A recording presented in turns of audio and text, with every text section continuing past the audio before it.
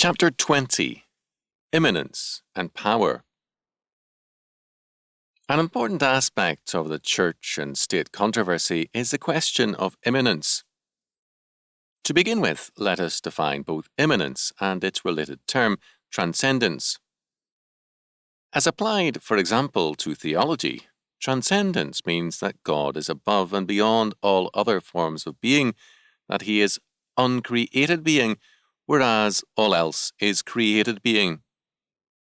The doctrine of God's transcendence means that there is no common being between God and his creation. He is a creator, and we are his creation.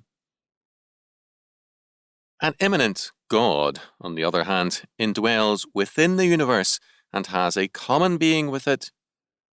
The universe has inherent within it this divinity of which all being partakes, and which may or may not be concentrated in a God, gods, a developing spirit or direction within being, or a drive inherent in the universe. Virtually all non-biblical religions are immanentistic. However, it must be noted that Christianity does not hold to the sole transcendence of God, that is, to his exclusively transcendental life. While maintaining a strict insistence on the otherness of God's being and his uncreated nature, biblical faith declares this transcendent being to be also immanent. This immanence of God is God's prerogative, not that of a person nor of an institution. God is immanent in his government, providence, omnipresence, grace, law, judgment, and more. Jesus Christ speaks of his immanent presence, quote, "For where 2 or 3 are gathered together in my name, there am I in the midst of them." Matthew 18:20. The Holy Spirit too is immanent, John 16:13, 1 Corinthians 6:19. Moreover, just as in Christ's incarnation, as Chalcedon's formula stressed, the two natures of Christ, the human and the divine, are in perfect union without confusion. So too in the immanence of the triune God, the work of God in man and in the world is totally without any confusion with created being. Basic to non-biblical doctrines of immanence is precisely this fact which Scripture bars: confusion. The divine and the human, or the created, are radically mixed and are seen as in continuity the one with the other. As a result, the human being can be a god in process of development. The Greek gods were, in fact, dedicated men, and many cities boasted of their association with Zeus, for example, as his birthplace, his gravesite, and so on. In the latter sense, immanence has far-reaching implications, among other things, for the question of authority. It is, of course, obvious that authority is essentially a religious matter, by no means necessarily Christian. If religion, after Paul Tillich, be defined as ultimate concern, then authority is in every society a matter of ultimate concern and clearly religious, even if no specific religion is mentioned. We need not invoke the name of a god or a religion to be totally religious, any more than invoking such a name necessarily makes us religious. It is interesting to note that the Harper Dictionary of Modern Thought, under the listing authority, says, quote, "See under charisma, power," end quote. Under power, we are told that authority means that, quote, "Command inheres in the recognition of some greater competence lodged either in the person or in the office itself," end quote. This definition is sanitized of any religious reference, but does not escape it. Authority means the right to rule or to exercise power, dominion, or jurisdiction. This right depends upon religious sanction. The sanctioning religion may be non-theistic and radically humanistic, but it is no less a religion. Rights are grounded in a conception of right, a religious belief in the truth, ultimacy, or moral necessity of something. This leads us to another fact. If the religious sanction or sanctioning power behind authority is immanent, then that authority is all the more powerful. If, as in some cultures in the past, a ruler is believed to be a man-god, a child of the gods, or one who becomes a god by virtue of the office he holds, his authority is then very great. To challenge his authority is to challenge the god of the system. If the king is not divine, but merely has divine right, his power is still very great. For much of history, the king or ruler was seen as a divine power-bearer and saviour. The king's presence meant power and victory, so that, on occasion, even a child king was carried into battle to give his people victory. Quote, "How irrelevant are our present-day ideas is so obvious from the familiar stories about royal children taken into combat. Thus, by Thjostolv Olsen, young Inge in Norway, and by Queen Fredegond, young Clotaire in France, were conducted to decisive battles as guarantors of luck." End quote. In England, the king's touch was regarded as a cure for scrofula because the king as a saviour is also a healer. In ancient Egypt, the king ruled the world, even to the weather and the harvests. He was the power-bearer. Pharaoh would declare, quote, "I am the god, the beginning of being. Nothing fails that goes out of my mouth." End quote. So potent was a king that even his dead body conveyed salvation and blessing, it was held. The dismembered body of the Swedish king Halfdan the Black was distributed to 4 districts in Sweden to ensure a rich harvest for them all. Because ultimate divinity and power were immanent in the ruler had a status above and beyond all other men. In him, the potency of being concentrated itself. He was the manifestation for his age and in his place of immanent deity. In the modern era, only the language and locale of this royal theology has changed. The sources of the new rationale are deeply rooted in the Roman world. Vox populi, vox Dei, the voice of the people, is the voice of God, is an example of this. Out of antipathy for biblical religion, modern man does not use the term God too readily. Instead, he uses an ancient equivalent of it, sovereign or sovereignty. The word sovereign comes from the Latin super, above, as in supernatural. It is reference to the power which is above all else. Sovereign is thus a god within its domain.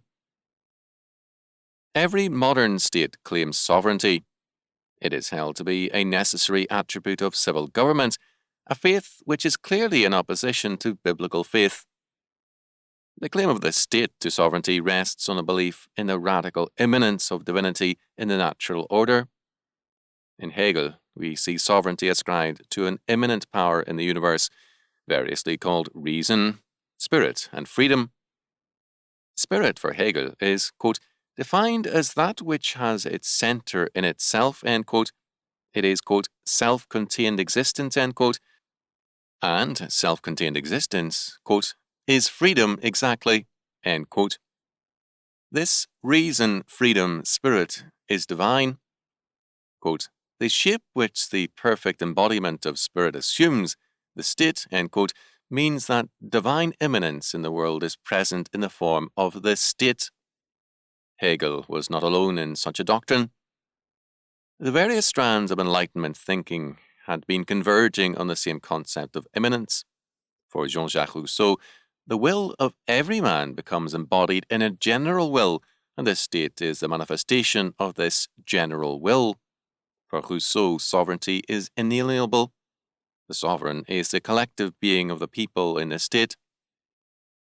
The general will and the individual wills do not coincide because, quote, the will of the individual tends naturally to privilege, the general will to equality, end quote. The state thus replaces God, and treason replaces heresy as the great crime. Rousseau required a civil profession of faith to replace the Christian profession. Quote, But there is a purely civil profession of faith, the articles of which it behooves the sovereign to fix, not with the precision of religious dogmas, but treating them as a body of social sentiments, without which no man can be either a good citizen or a faithful subject. Though it has no power to compel anyone to believe them, it can banish from the state all who fail to do so, not on grounds of impiety, but as lacking in social sense and being incapable of sincerely loving the laws and justice, or of sacrificing, should the need arise, their lives to their duty. Any man who, after acknowledging these articles of faith, proceeds to act as though he did not believe them, is deserving of the death penalty, for he has committed the greatest of all crimes, that of lying before the law. End quote. Thus, while disclaiming compulsion and coercion, Rousseau called for a new and greater inquisition. The elements of such a tyranny are present in every modern state and highly developed in Marxist countries. Let us consider the implications of immanentism. Such a perspective gives us a god or gods who are totally on the historical scene and have no transcendence. In effect, they compete with man for breathing space. The status God walking on earth is inerrant, sovereign, and omnipotent. Because in the Bible God is transcendent, man has the freedom of this world to sin or to obey, to rebel or to serve, or to turn his back on God if he chooses. God's law and judgment exercise some oversight over history, but man can establish his own concept of social order if he chooses. However, who can turn his back on the state as God? Can he succeed from the God state and its laws? Can he say, I choose to sin and I shall live out my life on my principle of rebellion? The answer is obvious. The state as sovereign has no supernatural life nor power and no independent existence from man. The defections of men is the diminution of the power of the sovereign state. The state as sovereign thus must negate the freedom of men in order to maintain, enhance, and increase its sovereignty and power. The doctrine of immanence is thus the sure ground of tyranny. The sovereign state assumes in time its inerrancy, as in the Soviet concept of the dictatorship of the proletariat. Radicals and terrorists hold a belief in the people whose general will they are the incarnation of, and hence their fanatical self-righteousness. The arrogance of humanistic judges and courts rests also in this belief that the general will is somehow incarnated in the state apparatus. This doctrine of immanence has long had a corrupting influence within the Church itself, especially in the forms of Platonism and Aristotelianism.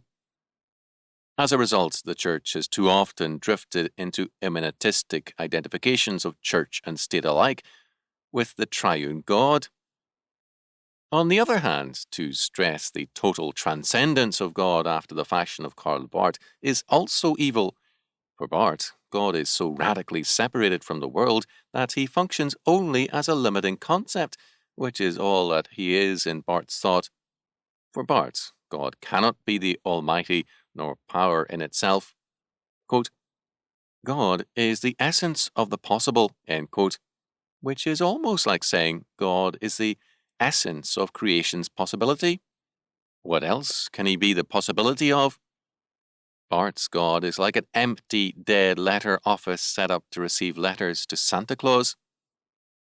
As a result, for Barth, socialism and Marxism were important and good agencies.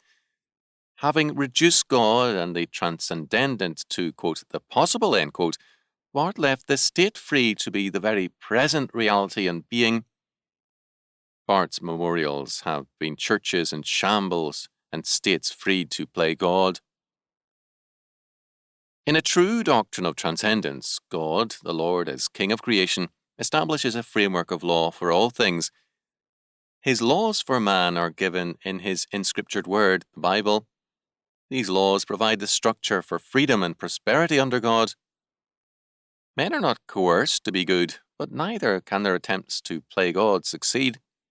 At the same time, it must be noted that both the tempter and man are given the freedom to attempt to be as God, knowing or determining good and evil for themselves. Genesis 3:5. The God state never allows man to be his own state. Man is not created in the image of the state, but in the image of God. Genesis 3:5. In knowledge, righteousness, holiness, and dominion. Genesis 1:26, Romans 2:14 and 15, Ephesians 4:24, Colossians 3:10. He is capable thus of knowledge and ignorance and error, because God's image in the creature requires this freedom. He can be righteous or just, or he can be dedicated to injustice. He can be holy or evil and unclean. He can exercise dominion for good or for evil, and he can be under the dominion of sin and other men. For all of this, there is a day of reckoning, a day of judgment. The doctrine of the Last Judgment speaks of the final and full accounting at the end of history. The books are opened and all men are judged in terms of the totality of their lives. The importance of this doctrine is far-reaching in many directions. Our concern is with its relation to freedom in history. The God state is at all times an imminent last judgment, only its incompetence protects us from a continual descent upon us. A systematically sovereign state like the Soviet Union will not, nor can it say to dissidents, "Go your way, time and conversion can bring you to our own faith." A Marxist state strikes at once against all who depart from its law order. Because its life is totally immanent or of this world, any departure from the Marxist faith and practice is a little death for the Marxist state. God does not die if I sin, nor is his power diminished in the slightest. My power is diminished, and the way of sin is finally the way of death. My death, not God's, and God can allow my sins, whereas the sovereign state brooks no apostasy. In terms of the humanistic theology of the state, the true church is the great apostate. The hostility of Rousseau to the church was open and intense. Hegel's was no less real, however disguised. The modern state cannot tolerate apostasy, nor any other God. All who assume that the church and state conflict can be resolved without a radical change in the nature of the state are living in terms of illusions.